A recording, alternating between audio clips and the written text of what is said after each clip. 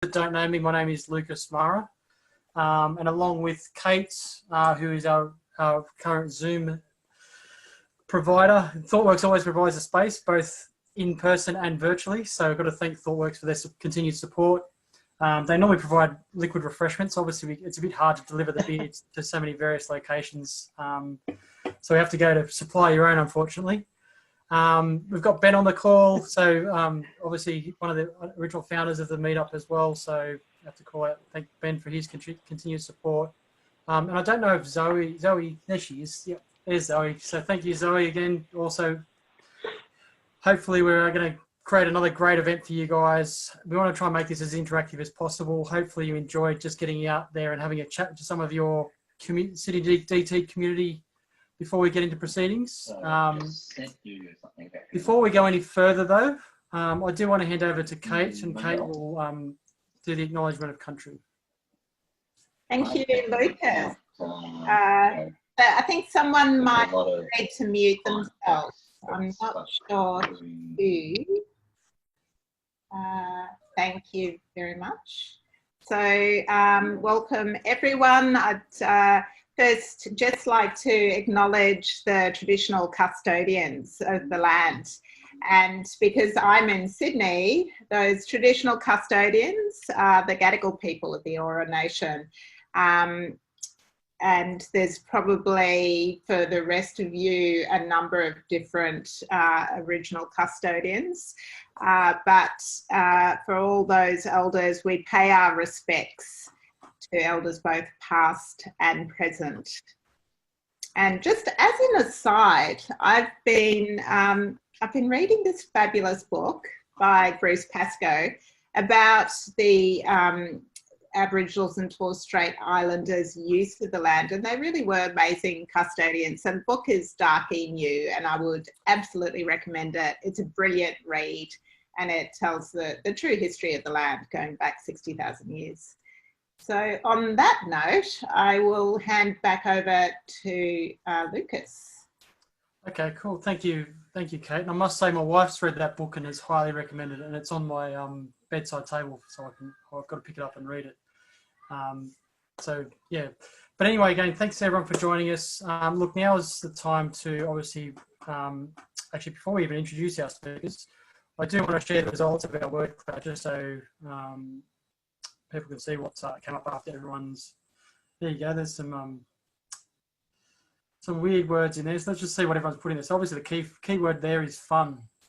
Obviously play is fun. We hope to have a bit of fun in life. So silly's come up a bit. Learning, I think we'll hear a bit about learning, which is good.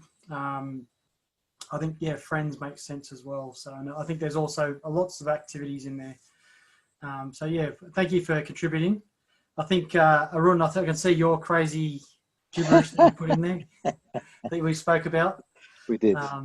But that's what play is. It's about being a bit crazy. And I think what Arun mentioned was it's about being carefree and just letting go. So hopefully you guys are ready to let go and have some fun tonight. We've got a couple of great speakers that both play in this space. No apologies for the pun. And yeah, so I want to sort of first of all start off with Natalia. So Natalia has actually presented at our meetup once in the past as part of a partnership, but focusing on something slightly different. But Natalia's specialisation is actually working within building spaces for children and for play. And Natalia was lucky enough to win a Churchill Fellowship and actually travel the world. And probably she was lucky she did it last year, not this year. Because she managed to get to see how various cultures create space that promote play. And so she's going to share some of her insights through her journey in life from specialising in this area, but hopefully also showing a little bit of her insights from her fellowship last year. And if you are interested too, we'll share a link. Natalia's got a free book that she's published that I've had a read through, and it's quite an inspiring, quite an interesting read when you look at what she's discovered over the last year. So I'll hand over to you, Natalia, and thank you. Okay, great. Thank you.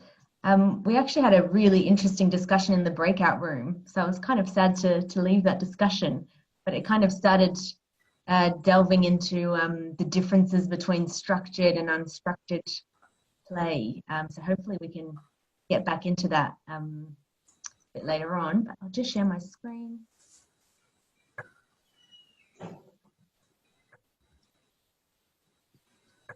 Okay, so can you see? Yeah, you'll need to flip your screens around. Oh, right. If you go left, if you go to display settings on your notes screen, there's there's an option to switch them. Yep. Beautiful.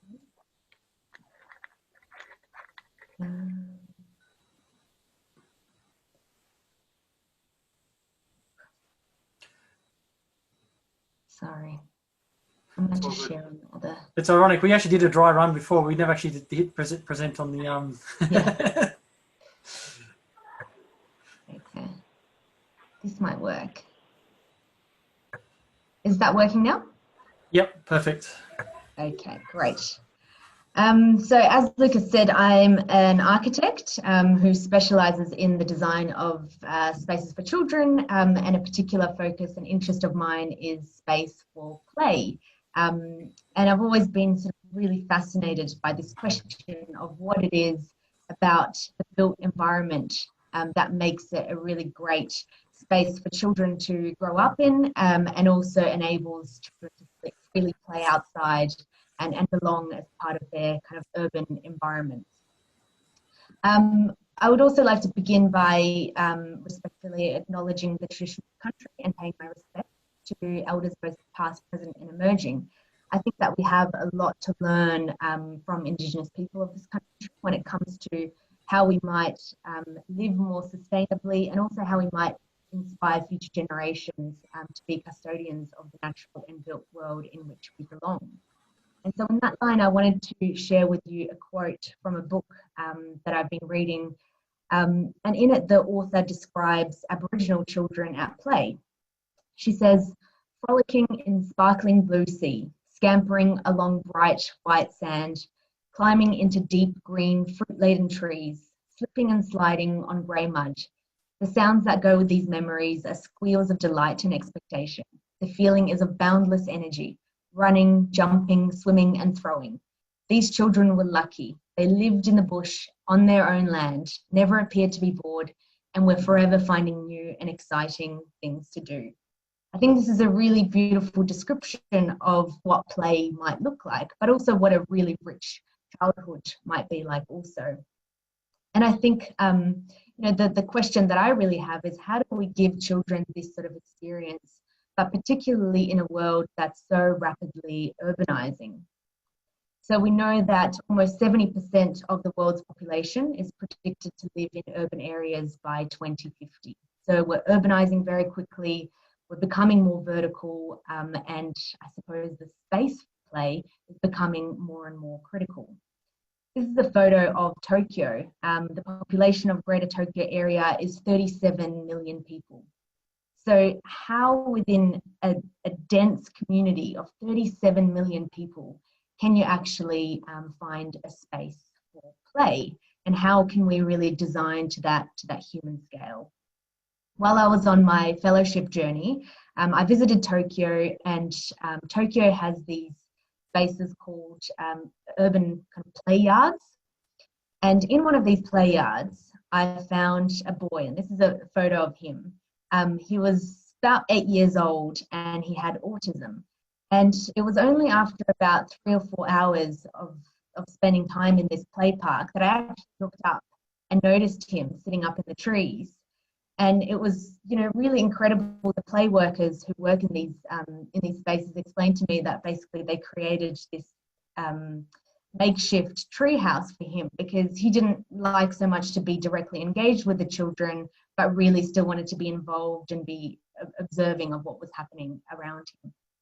So I felt that this image was basically the benchmark of what a great city, a livable city, really feels like.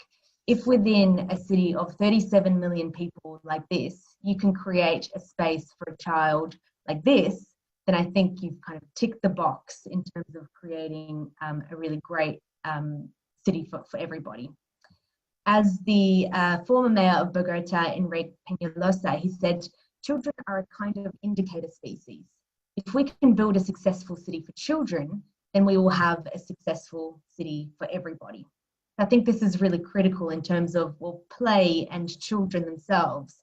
If we really think to that scale of what a great environment might be for them, then we're probably going to tick a lot of boxes in terms of making great spaces for the elderly, making great spaces for people with disabilities, and a really inclusive space for everybody.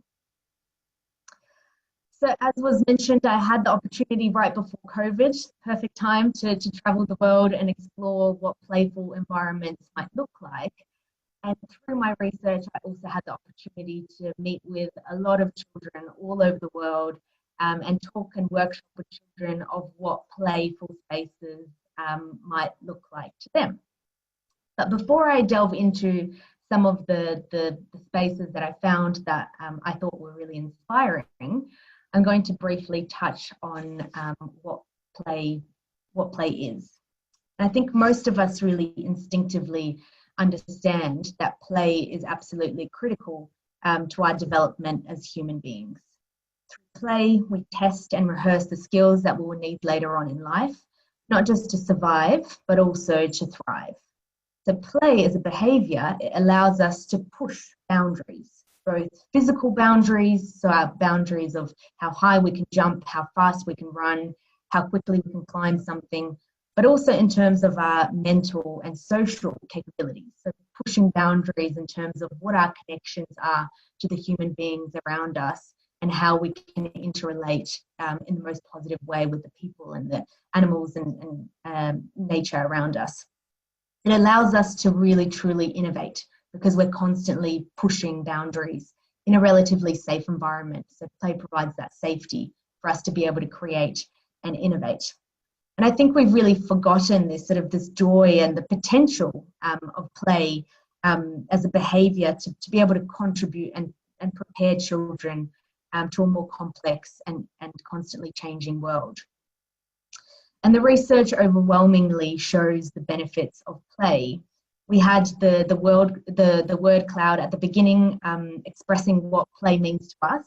One of the biggest words was fun. I think this idea of happiness, play equals happiness, is something that comes across really strongly usually. But also, apart from it increasing our happiness, it also increases our health and well-being and many other developmental skills. So we know that children who play more are able to have increased social skills.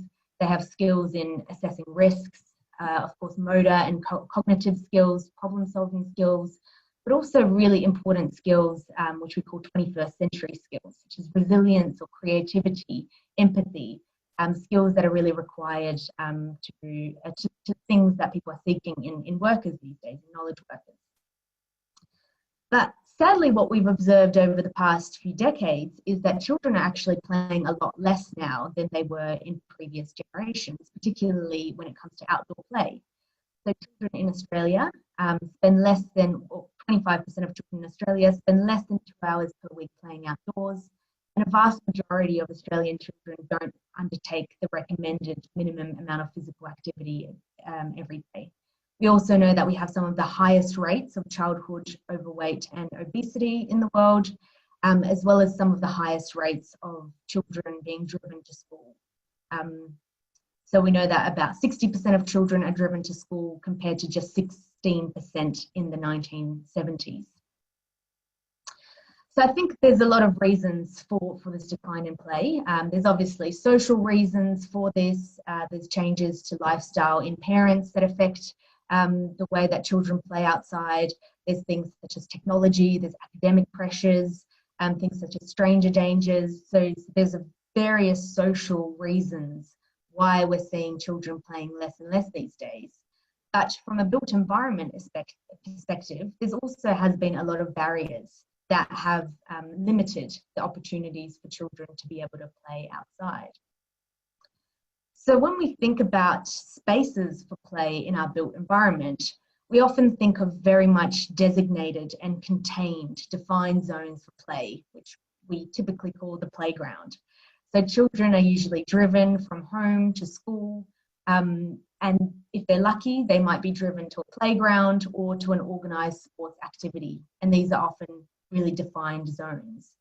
If you think about this in a sort of situation of COVID, how we're starting to think about work also, we've really thought of work for the past generation or two as very much a contained activity that happens within the formal office.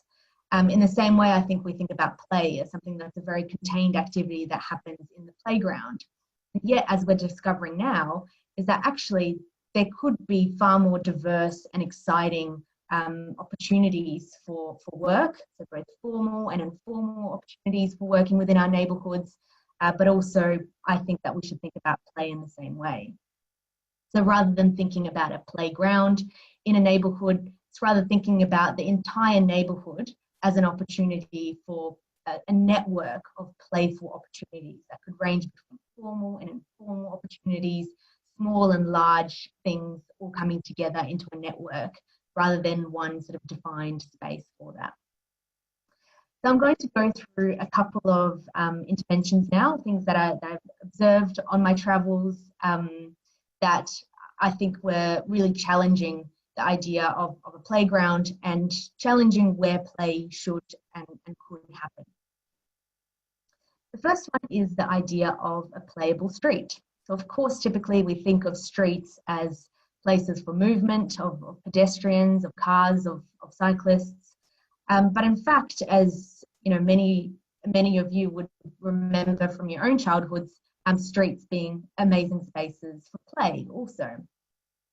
So there's been some really interesting sort of interventions overseas to try and get kids to play out on the streets a little bit more. This one's a really simple one, which is seen all over Europe. These are some photos from Germany. It's called the home zone. It's basically saying that a street shouldn't just be for cars, it should also be for people to use and for kids to play on. So by painting a simple graphic on the ground, you're all of a sudden changing the behaviour of that space and allowing kids, giving permission for kids to be able to use that space for play. Another example is from London, Play Street. What the architects here have done, they've just simply painted graphics on the ground and they've provided some really playful interventions on the side. So you can see some sort of logs playfully scattered on the sides, a hammock on the side there, providing a perfect surface for kids to be skating up and down, logs on the side for the little ones to kind of sit along, as well as the hammocks on the side to really create those playful opportunities. And importantly, these spaces are directly outside of the residential houses there. You can see the apartments in the background.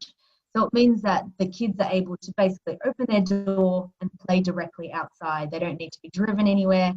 They can be just playing directly on their doorstep. And this is a really critical aspect to enabling this to happen really freely and sort of really often also. The second idea is an idea of a play box. So placing a box within a shared open space within a neighbourhood, which has a variety of toys and equipment for children to use. So these are some photos from Rotterdam. You can see the play box is basically a converted shipping container. Every neighbourhood, every child within the neighbourhood has a membership card to a play box. Basically acts like a library card. They can come in the afternoon and rent out play equipment of their choice. So it might be an interesting looking bike or skates, a puzzle, whatever it might be, but it's not intended to be taken home. But the play equipment is used in the space itself. So it creates a sense of community. These spaces are often run by volunteers, which are often grandparents. So it creates that social opportunity also for the elderly to be able to come together within the space. And it really normalizes the idea of outdoor play. So just by providing a couple of loose toys, children are all of a sudden able to be welcome within these spaces and freely play and connect with one another. A simpler version of this, which I saw in Tokyo, is the idea of play ranges in parks. So the council within most neighbourhoods in Tokyo will sponsor play ranges, who are basically trained play workers who will wear vests, and they are within these public spaces for a number of hours every afternoon, and they initiate playful opportunities for children. So in some of the photos there, you can see the play workers that are stringing string along the trees for the children to balance on. And they also bring out various craft activities for the kids to play with. So once again, it normalizes play. It creates opportunities for children to get to know one another. And it also means that the kids can be playing out on their own as they're being looked after by the play rangers who are looking after the general safety of the space. So a really simple way to initiate play within an existing space. Another idea is the urban play yard. So this is the photo that I showed at the beginning was from a play yard. These are quite common in Japan, but also in the UK. And these are basically sort of wild urban play spaces, which are filled with incredible loose parts, recycled materials. They're meant to be really messy, creative spaces. You can see there's makeshift equipment, usually play equipment, slides, mud. Kids going into these spaces are meant to get dirty. And there's always a lot of volunteers walking around to look after the general safety, as well as play workers. So they're also run by play workers who are there to initiate play and also look after the safety of the kids and the equipment also. So here you can see a little girl playing with the play worker, just with some recycled sort of materials that have been found within the neighbourhood.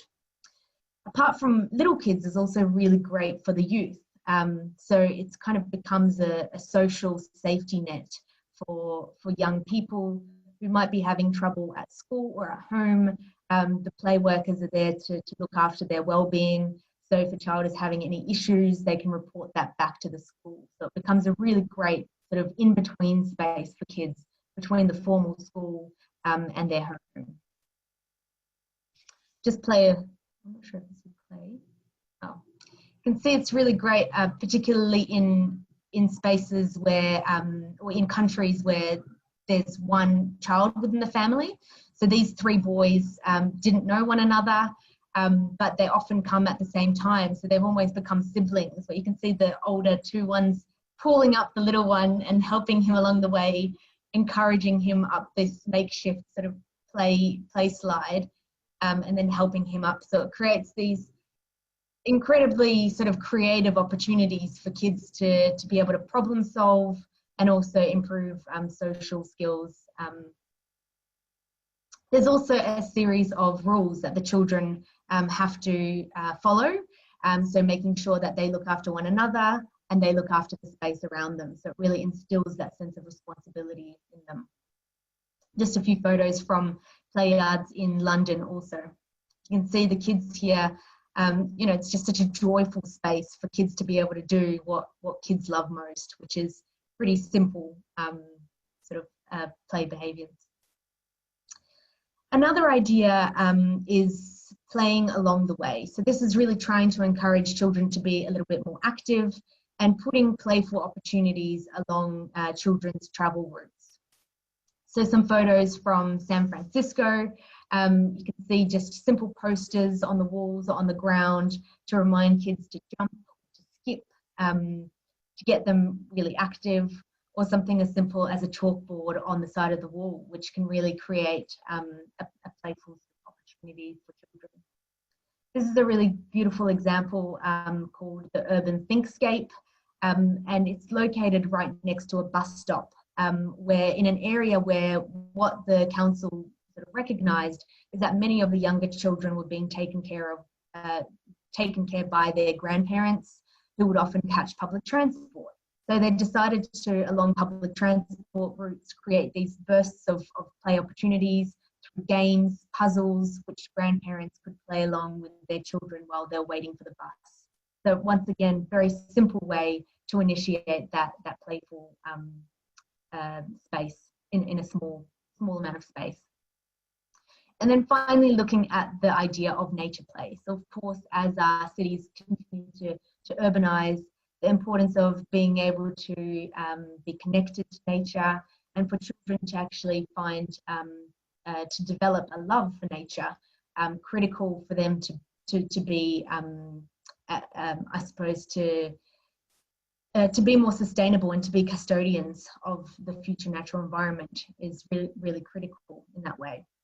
So allowing for natural landscapes within our urban environment to be playful spaces, and actively encouraging small play interventions within natural scapes.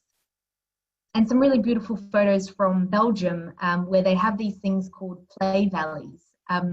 Within, it might be just a wild natural space, they'll put these play structures, which are made of natural materials for kids to climb on, to jump over, really sort of simple interventions for kids to be active. They also train their maintenance workers in Belgium to keep to recycle offcuts of while they're maintaining the trees around them. So you can see here a cubby house made of willow branches. So the maintenance workers know that when they cut down the willow trees, they need to keep the branches in order to create cubbies for the kids on the side of the road. They also know that when, for example, they're cutting down a tree, they need to call up a play worker to see whether or not the tree log could actually be arranged in such a way to create a play intervention for the kids on the side of the road. So a really beautiful way to celebrate play by creating those networks between maintenance workers and play workers. And then an intervention which I really love from Antwerp, which is the idea of a play day. So every year they have a play day where children or school principals are not allowed to give homework on that day, and every kids channel on TV is blacked out so that children know that on this day they need to go out and play. And it really creates this atmosphere of it's normal to go out and play, and it's very much encouraged by the government for kids to do it. And on that day, you see a huge amount of kids out on the streets playing and creating those friendships that they'll use throughout the year. So really, to summarize, I think that we should be looking at play in a much, much more complex way than what we are at the moment. So rather than thinking of a neighbourhood with a playground, instead we should be looking at a neighbourhood with diverse network of play opportunities, which range in scale, they range in formality, and of course address different ages of children to really promote play outside. Of course, if there's any questions about what or how we could do this, the first thing is ask children themselves, and often they have much better ideas than adults. This is a photo from a workshop I ran earlier in the year with children in Brisbane who were to redesign their neighbourhood, and their ideas were far beyond any sort of idea that any adult could come up with. So I'll end with a quote from Pat Kane, the author of the book, The Play Ethic.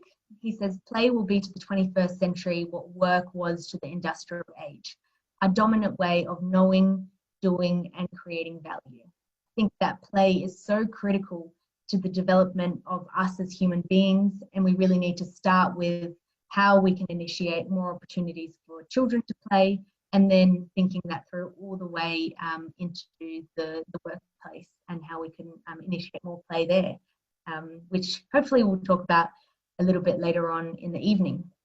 So if you have any questions for me, please feel free to contact me on social media or email. Yeah, thank you.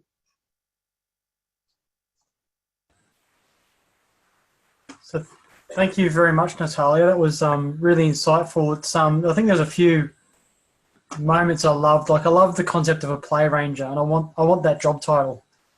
Get in the queue.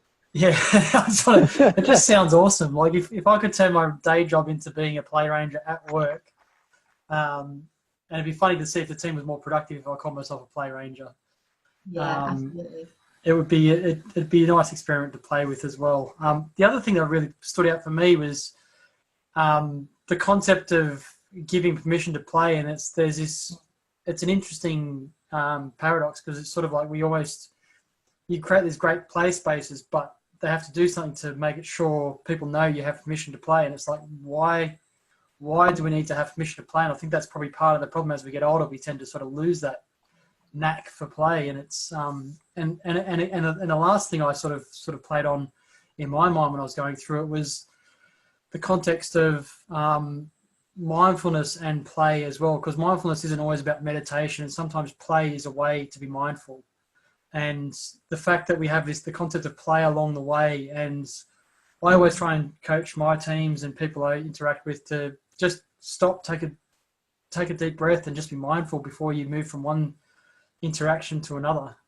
And you could probably do the same thing with play. You could probably have some way of being mindful, just do something simple and silly, have a bit of fun between one thing and the next, just to insert a bit of fun in your life. And as Arun mentioned, it's about freedom and being carefree. So some great insights as to what I was going through in my mind. Hopefully you guys shared some of those thoughts, or at least had your own thoughts that sort of sparked a bit of curiosity.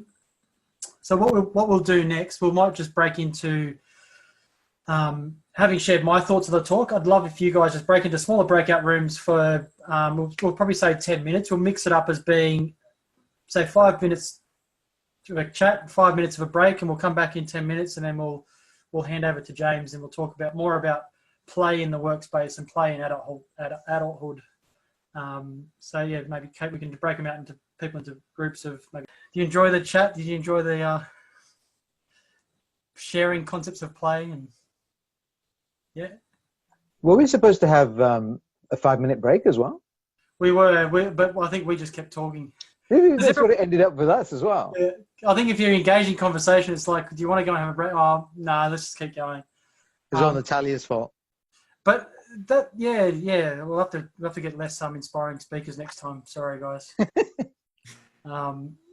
Does everyone need a break? Does everyone want to have a couple of minute break to go and refresh, or do you want to keep kicking on? Does everyone want to keep going? Thumbs up. Keep going. Keep going. Yep. Okay. Thumbs up. Keep going. Okay. Brilliant. Okay. So that brings us to James. So James, I have had the pleasure of meeting James. He's a master of all trades, or jack of all trades, master of none, I should say. And it's apart from one thing, he does love the concept of play, and I've attended a couple of his play workshops in the past, and hopefully he'll share some of those experiences with you this evening. He also spends a lot of time coaching teams on various aspects of ways of working. So it talks about design thinking, talks about trying to open your mind up to new ways of working, and obviously talking about agile and all those sorts of things. He also is a bit of a life coach. He's doing a bit of work with an organisation called, what is it? For some reason, I can't remember it now. Transition Hub? The Transition Hub, yes. So doing a bit of coaching there as well from a life perspective. So he's got various roles, and he does a lot contributing to his local community as well. So I'm really looking forward to this talk. It's obviously we've spoken about creating playful spaces for kids. Now we're probably turning it into a bit of a different context and talking about professional life and adulthood and moving from childhood through to adulthood, which is obviously where we are now. And so, yes, over to you, James. Yeah, awesome. Thank you, Lucas. And thank you guys for still sticking around to hear my portion of the talk. I'm really grateful that you didn't leave with an audience, but I would have spoken to a few anyhow. So my name is James Zhang. I am an enterprise ways of working coach. It's just a fancier name for an agile coach at CBA at the moment. Essentially, I don't think too much about what the name means, rather than what Lucas has kind of touched on is my passion is just to help people. And tonight I'm very privileged to be here to share with you my experience of play at work and how I've been trying to, slot it in there a little bit more and kind of see what happens, whether people will like it or not. So my purpose for the talk of tonight is to help you expand your view and perception of play. What is it? Because we all have our own different views, and we saw that with the word cloud earlier. And I spotted one of the words that popped up, and it said opposite of work, which I thought was very interesting, because I'm like, well, I'm trying to bring the two together. I'm trying to think about how do we make work and play work together, you know, and have fun at work. And so that's generally like what I try to do on a day-to-day basis. I'm a bit of a joker as well, so I like to just have fun. And you'll probably see that throughout my talk as well. So I'll pop up my slides, and I'm going to hope that everything is going to work. If it doesn't, I'll take a failure bow. Okay. Now, give me a thumbs up if you guys can see that. Brilliant. Awesome. Okay, I got to remember, because I've got a separate screen for my slides. So I'm going to do my best to look at the camera. There's like all this camera etiquette stuff going on. And, and you guys know all that kind of stuff, especially in this virtual world. All right, so I've kind of titled my talk around intentional growth with play. And we've heard so much wonderful stuff from Natalia already about how it helps us enhance our learning, our growth, our development as children, but it doesn't stop there. Play doesn't stop there. That helps us to continue to learn and grow. And I want to share some of the experiences that I've had as well. So thank you, Natalia, for sharing that wonderful talk. It definitely brought back childhood memories. When I saw the street one, it instantly reminded me of when I was a kid. You know, when you walk and there's like cement lines or tiles lines and things like that? But as a kid, I was like, I can't step on the line. If I step on the line, bad things will happen. Who's done that? Just a quick show of hands. I want to see how many people have had that experience. Look at that. I can't believe it. It's like, what is it that kids think that I can't step on the line? If I step on it, bad things will happen. You know, it's so interesting that so many of you guys can associate with that, which is cool. All right, cool. I want to do a quick riddle. I don't want to just talk to you guys. I want to sort of interact as much as possible, because that's playing. It's having fun. Okay. So I'm going to prep you guys right now. If you can, grab a pen, grab a piece of paper. Okay, so make sure I've got Post-it notes. I'm an Agile coach, so all I do is walk around with Post-it notes and Sharpies. If anybody that knows about Agile. Oh, you've come to the right meetup, because I think we're all about. You guys do the same thing. You just use it's a battle between how much Post-it note pads can you get through in one session. Okay, so grab that, and we're going to use that shortly. So first of all, I'm going to put a riddle up on the screen. I want you to see if you can solve it. Either shout it out or pop it into the chat, whatever you're comfortable with. Here's the riddle. See if you can solve it.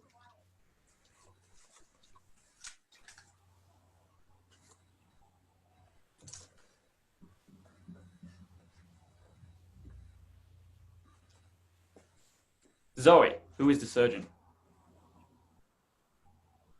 It's the mum. It's the mum. Who thought the dad?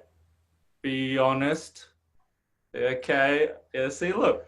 It's okay to fail. Thank you for being honest, all you wonderful people.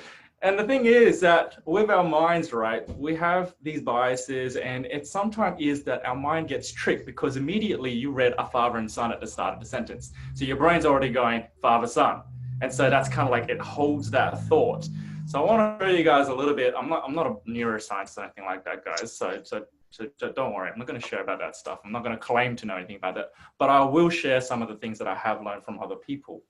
Okay, let's get this moving. And I'm hoping that it's still working. Fantastic. Oh, there we go. All right, take a quick look at this. I love showing this at work. Okay, see if those things have happened to you already throughout tonight. Put your hand up if you have already had one of those experiences. Yeah, it's good fun, isn't it? So my one is always relief at seeing other human beings. One I like is checking out co-workers' houses. So I'm looking at some of the stuff you guys got right now, and that tells a lot about somebody. So I feel like I get that much more connected with people. I've definitely had the removal of kids from the bedroom. Who's had that before? Yeah. And it's okay, it's okay. And especially Lucas, your kids just love camera time. It's so cool. Okay, awesome. So I want to be a little bit real with you guys. And for one of the things I'm trying to do at work is to be more human. And this is a portrait of my family. And I'm kind of taking it from the amazing Aboriginal people. So I'm in Campbelltown, and I believe that's where the Dharawal people are. So paying respects to the people of that land. And so one of the activities we've done recently, which is really cool, is part of the black card training. Who's heard of the black card training before? Put your hand up if you have.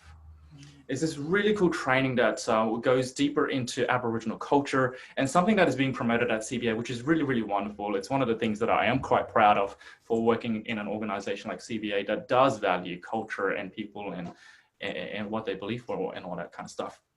And they do this thing where they do introductions, not like how the Western world does it. They don't introduce themselves like, my name is James, I'm an agile coach, I do blah, blah, blah, blah, blah. They actually start talking about, my name is James, and these are my parents. I have these many siblings. I have an older brother. He's 33, I think. Yes, he's 33. So my parents are from northwest of China. I'm actually also have Russian blood in me because my grandmother's side, my great-grandmother was full Russian. And so we basically go deeper into things about who we are as humans, and we build deeper connections, because when we have more richer relationships and connections, we get better results at work. We're more engaged as people. And because when you think about it, we spend about 40 hours a week with these people that we work with. So how often have we taken time out to get to know these people, right? So I'm going to go back to this and I'm going to describe, and I thought about what is really important to me and what do I really want people to know about me. And I start with this picture. You can see my son on the bottom left-hand corner. He's got that goofy face. Okay, he's a spitting image of me being goofy, essentially, is how I see it. His name is Joel. The little one's Levi. He's a little bit bigger now. And the middle one is Sophia and my wife, Sherelle, on the right-hand side. I love showing this picture because also, when we went to go take that professional photo, it was about, I'm going to say 5 minutes out of a few hours of happiness right there. Because that day, they just did not want to stay still. It's just like, children, you can't plan it. You can't, it's a chaos. It's a chaotic world that you're dealing with there. So I usually like to use this as a story and analogy to help people understand not to always feel like you have to be professional, not to always feel like you have to have it all together. So I use this as a way of saying, and to go, well, don't always post stories or tell stories about your successes. Tell about your failures too, you know, share those kind of things. So a little bit more about myself and how I describe myself. I am a husband, I'm a father, I'm a Christian, I'm a musician, I'm a coach. And a coach is just what I think of as an honest friend. My primary love languages, for any of those who have heard of the 5 love languages, is words of affirmation. So if you say nice things to me, I'll love you forever for it. I'm also a Clifton Strengths certified coach. So my top 5 strengths are connectedness, developer, positivity, belief, and strategic. And I've been working on this statement of my why for a while now. And I believe it is to help inspire other people to live a full life through unconditional love. And that is essentially that I will want to make every interaction with other people as genuine and as authentic as possible to show that I care about you as a human, as opposed to it's just another transaction or what am I looking to get from you. I want to be the type of person that is giving. I want to give something to you. And I hope that tonight I am able to give something to you that encourages you, inspires you, or helps you add play to work. So what is play? And I've been thinking about, in simplest terms, I think play is around curiosity, it's imagination, and I love this last one, it's possibilities. It opens up doors to new things. Like Natalia mentioned, it's about pushing boundaries. If you're not pushing boundaries, I don't think you're actually playing, right? And the common thing that I do hear people say is things like, let's try this out, or let's play around with this. You know, that's play at work, how you can spot it out at work. When we experiment, that's play as well. What are the benefits of play? And I'm thinking about how I want to share some experiences with you, which is around learning, creative problem solving, and building teams. The experiences that I've had at work so far are those 3 types of things. And I want to share a few more things with you guys. Now, I said that there was going to be a short section about science because I'm not a scientist. So I'm going to do my best not to screw this up. But because we're playing with it, I think I'm okay. I'm in a safe environment to do so. Okay, so there are 3 powerful chemicals at play here whenever we do certain things. And these 3 chemicals are dopamine, oxytocin, and endorphins. So what do they do and how do they get triggered? Let's have a look at dopamine first. What it does, it helps you to have better focus and have better memory. And the triggers are things like a reward or listening to music. Has anybody ever played that game before? Put your hand up if you have. Put your hand if you're still addicted. For what reason? What does it give you? Nothing. Nothing other than the fact that says, I solved it. You know, you feel good about it. It's that reward trigger and you will never forget it. You know, I was so addicted at one point that I was dreaming about freaking Candy Crush. I was just like, I gotta stop. I gotta hold back a little bit because when I closed my eyes, I was picturing things moving around and trying to solve it in my head. I was like, this is getting bad. All right, let's move on to the next one, oxytocin. So what does that give us? It gives us the trust and safety feeling that we have with people. And the trigger for that is human connection, like physical touch or hugging people, you know, hugging somebody for an extended long period of time. And I do absolutely miss hugging my colleagues at work. We are great friends and you can't do that anymore. So I'm hugging more of my family, which is good. And the other thing is also things like quality time. And when I say quality time, I'm talking about things like sharing meaningful experiences, being authentic and saying, hey, this is something that I really struggled with, and then connecting on that deeper level. That's what really does create trust and safety for us to be able to be ourselves at work. So there's a little moment with little cubs hugging each other. Endorphins, so having a look at that, is what it does is it creates less stress and less pain. Who would like less stress in their life? I know I do. I absolutely do. And the trigger for that is laughing, it's dancing, and I absolutely love watching comedy. I know whenever I feel down, you know what I do? I'll go watch a funny video. You know, that's actually something that I've taught myself to do now. Like when I'm feeling bad, I'm like, stuff this, I want to watch something funny and laugh it off, right? Dancing, I put there as well, because recently in lockdown, I've been playing Just Dance with the kids, and it's quite funny. It's quite silly too if you record yourself, and it's fun to watch it back. So Mr. Bean is always a classic, right? We all know Mr. Bean. He is good fun to watch and laugh at. So I'm going to go into the next part, which is taking a look at what does it look like? And I want to give you guys some examples. And I want to play a video for you guys. I'm hoping that I don't screw this up. Like I said, you guys are such lovely people, and this is a safe environment. So let's have a look. Share screen. And I want you to watch this video, and hopefully it's not too loud. I have turned the volume down, but let's see how this goes.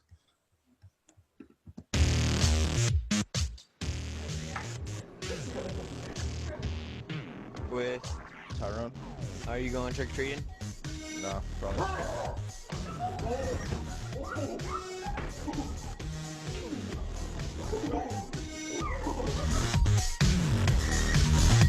No, probably.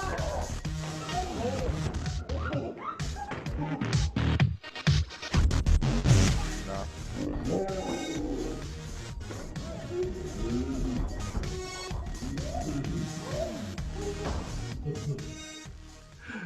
Okay. I was sharing this with Lucas and Natalia the other week, and I could picture it. My favorite part is when the guy drops into the bin and the lid shuts. That's my favorite part of the entire clip. Hopefully you guys did find it funny and not offensive in any way. But hopefully you did find it enjoyable. Anyway. So the other day I was sharing with Lucas and Natalia, and I literally started cracking up to the point where I couldn't breathe.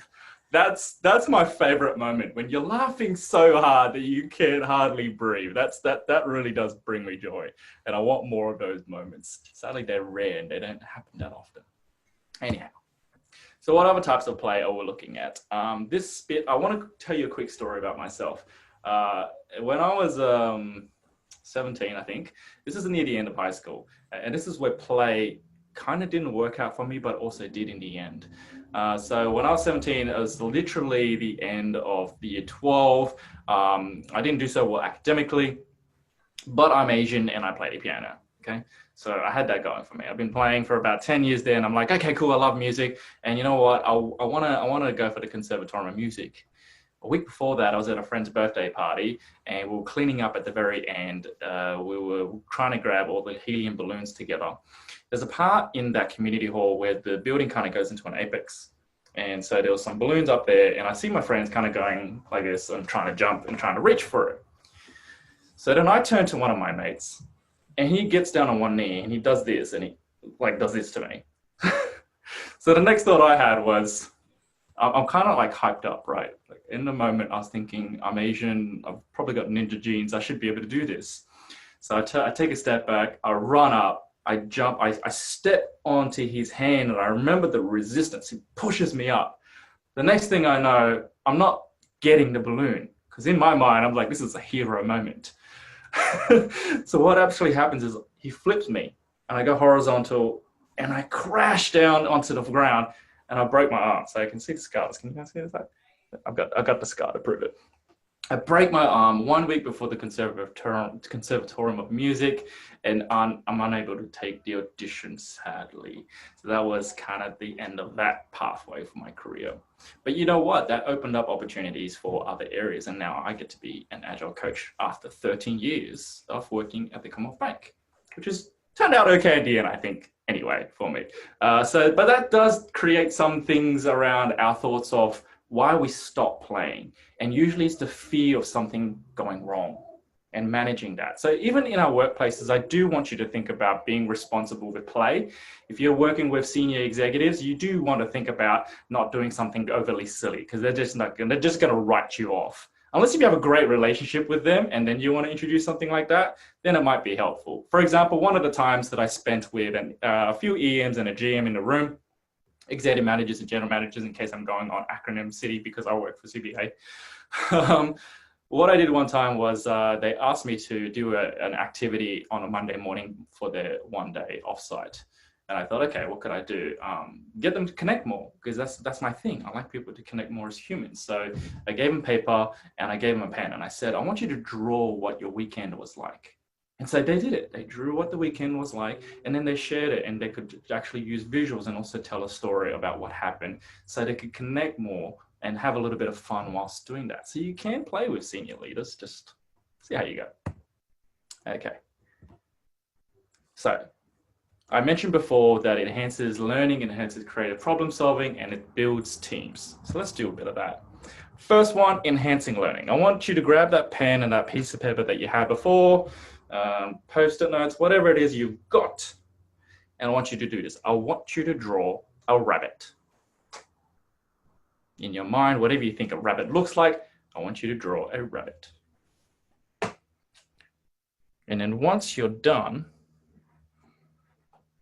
if you can put it up into the camera for everybody to see. So when you're done, hopefully this works. Show your rabbit. What does your rabbit look like? This is a design thinking group, so surely you guys can draw a rabbit. Okay, very cool, very cool, very cool, very cool. Love it. Look at that. I love that rabbit. Wow. Amazing, amazing. That is amazing. I love it. Thank you, guys. The thing that I like to share with people here, and part of learning, is that by doing that, I can show you that we don't think the same. Does everybody agree to that? Not one of us drew the exact same type of rabbit, right? We all had one that was facing the other way or the other way, facing frontwards. Some just had a head. Some was a little bit outgoing. And that is the beauty of diversity, that we all bring a different perspective. So how do we help everybody learn through different types of play? And this is one simple way that I introduce concepts to people, by getting them to interact and then introduce a topic or concept. So I want to show you a few other things. Everybody's seen this before or solved one of these before? Yeah, yeah. Okay, cool. This, yes, still going okay. This one, my background, all good. Yeah, I'm fond of Mario. I grew up playing Mario. I was like, I'm the Mario king. Of the old school Mario on Super Nintendo system, I'm probably not so good anymore. All right. I want to show you a couple of images of what I've done at work. So as part of a coach, we do a lot of training courses, etc. And this one here is Kanban board. And we use the Kanban board game for those who know what Kanban is. And we teach through playing a game. It is really, really cool. People love it, engage, stay interactive, engaged, and actually learn something, which is really cool. This one here is a bit of a puzzle. This is a really cool puzzle. It's called Challenging Assumptions by RSVP. And you cannot solve the puzzle with how you normally think of solving a jigsaw puzzle. So if you played the game before, you know what I'm talking about, but I'm not going to reveal the answer to you in case you do play it one day. There's a game that we play called the ballpoint game, and we use that as a way of illustrating how do we quickly get a ball from one end to another end, including everybody into the room, and continually challenging them of, how can we do it faster?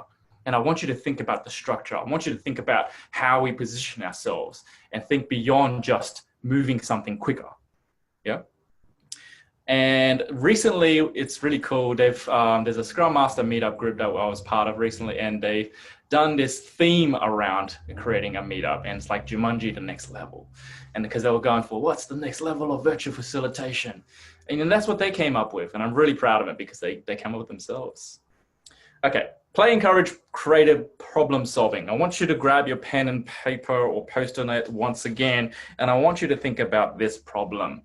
There is a chicken that loves crossing the road, but one day he loses his legs. I want you to draw a solution for that. He needs to get to the other side. He doesn't have any more legs. Draw a solution. Go.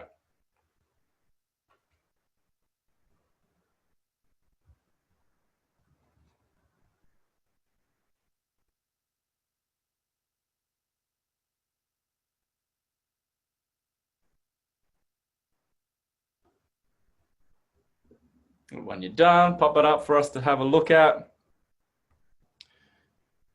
Oh, making his wings, he's able to fly with his wings. A skateboard, love it. What else do we have?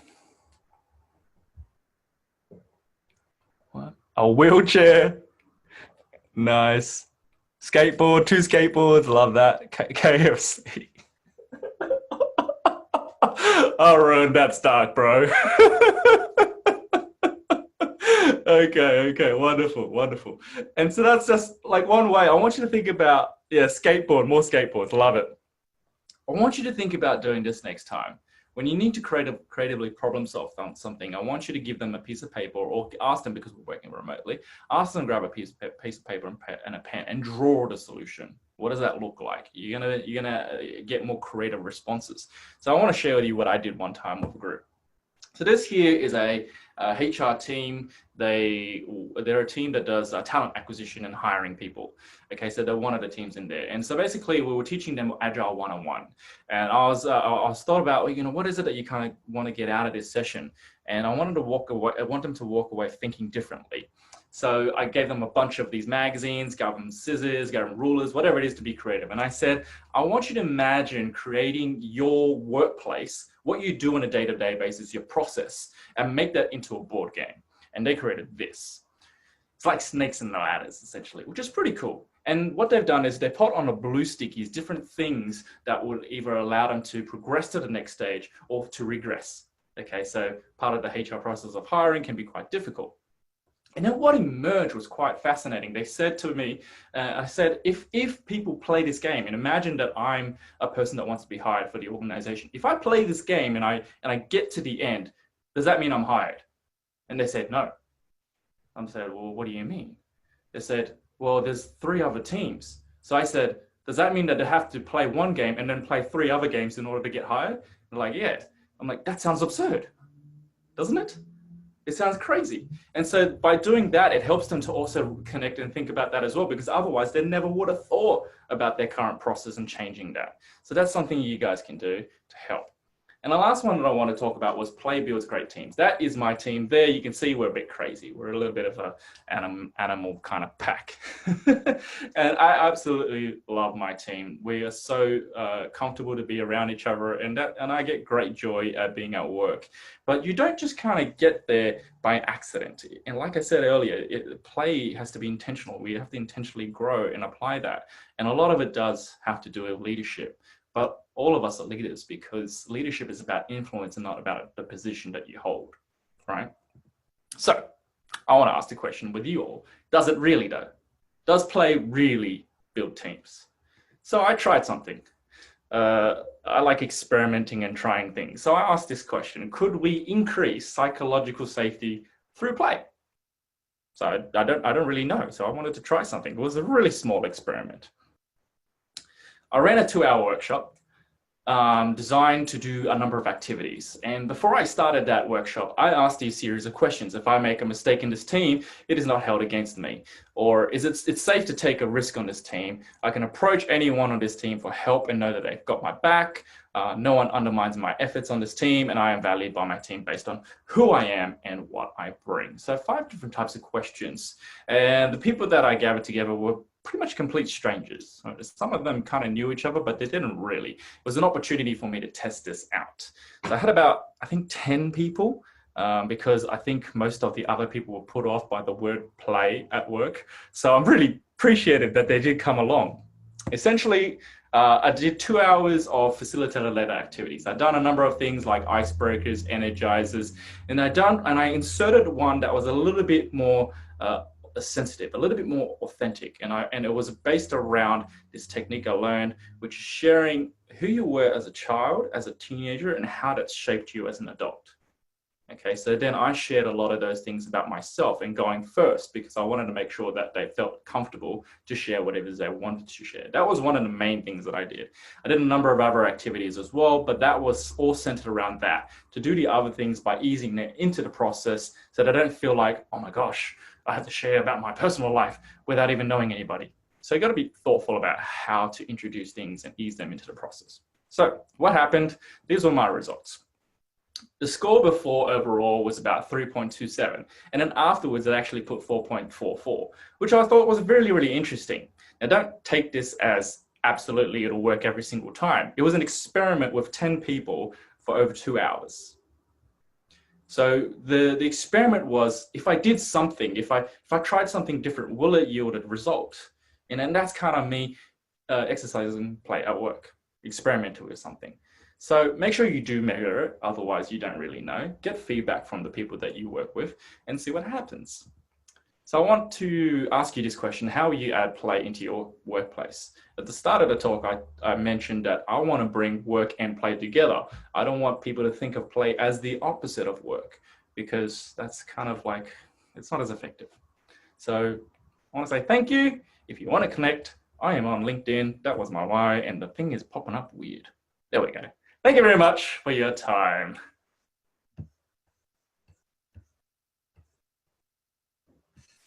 Thank you, James. That was really great. I think, again, more great insights on play. I think one of the biggest things for me that I took out of that was almost like play is about exploring, and through exploring you see, through seeing you learn.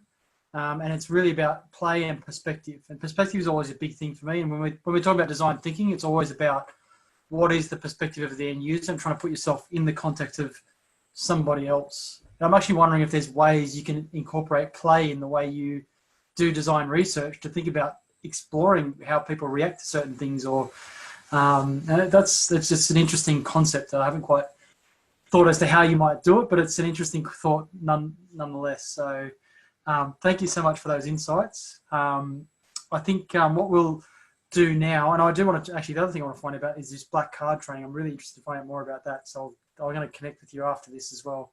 Yeah, I'll pop it into the chat. I'll have a quick look at it now. Yeah, it'd be great. Actually, there was a question. I think the first game, what was the name of the first game? There was a question that popped up during the talk that you wouldn't have noticed. It was, what's the name of the first game that you showed as a Kanban game or something? Ah, right, the Kanban board game.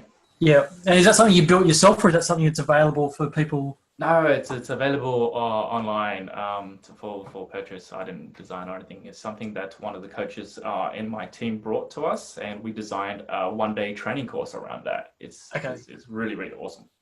Yeah, cool. So what we might do, we might share a link on our meetup page afterwards where you can find that if anybody's interested in finding out more about that.